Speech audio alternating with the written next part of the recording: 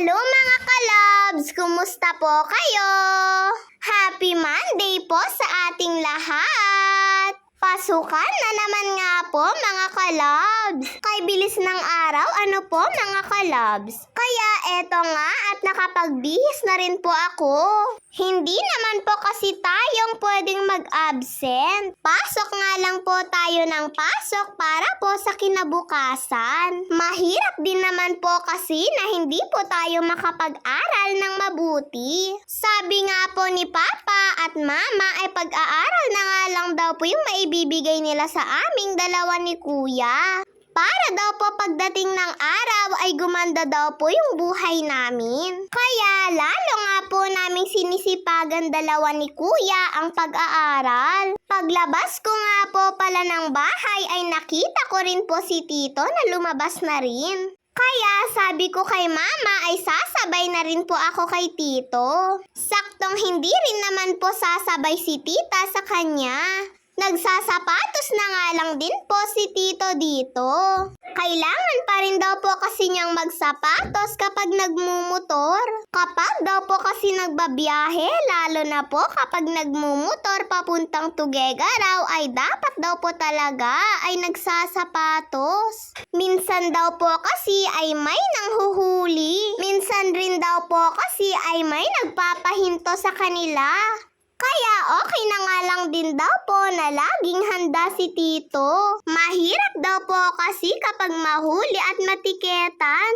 Ang mahal-mahal pa man din daw po ng multa. Dumaan na rin po pala yung mga kasabayan ko pong papasok din sa school. Pero sabi ko kay Mama ay sasabay na nga lang po ako kay Tito. Eto na nga at pinaandar na rin po ni Tito yung motor niya. At pasakay na rin po pala ako mga kalabs. At nagpaalam na rin po pala ako kay Mama. At pag uwi naman nga po namin kaninang tanghali ay diretso kain na nga din po kami ni Kuya. Dahil nakapaghanda na rin naman po si Mama. Kami nga lang pong dalawa ni Kuya ang kakain ngayon dahil katatapos lang naman daw pong kumain nila Mama at Papa. Tatawa-tawa pa nga po si Papa dito mga kalabs dahil kay Mama. Muntikan na rin daw po kasing mahack yung account ni Mama.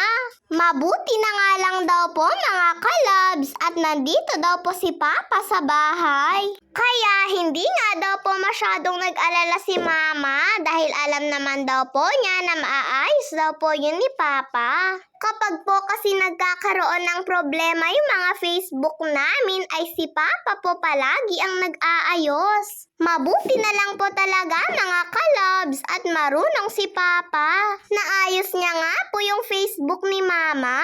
Muntikan na po talagang mahack yung Facebook ni Mama. Kaya nga nung naayos po yun ni Papa ay tawa po siya ng tawa kay Mama.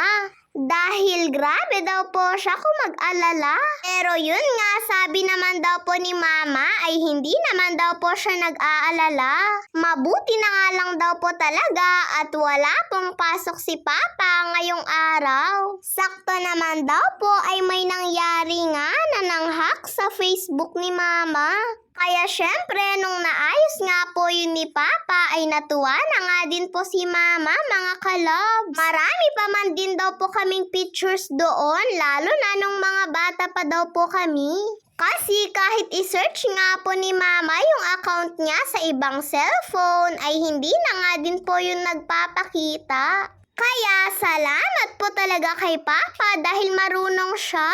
At pagkatapos ko nga pong kumain mga kalabs ay nakita ko nga po si Kuya na kinakain na niya yung chocolate niya. Humihingi nga po ako sa kanya mga kalabs. Ayaw pa nga po niya akong bigyan Niloloko pa nga po niya ako.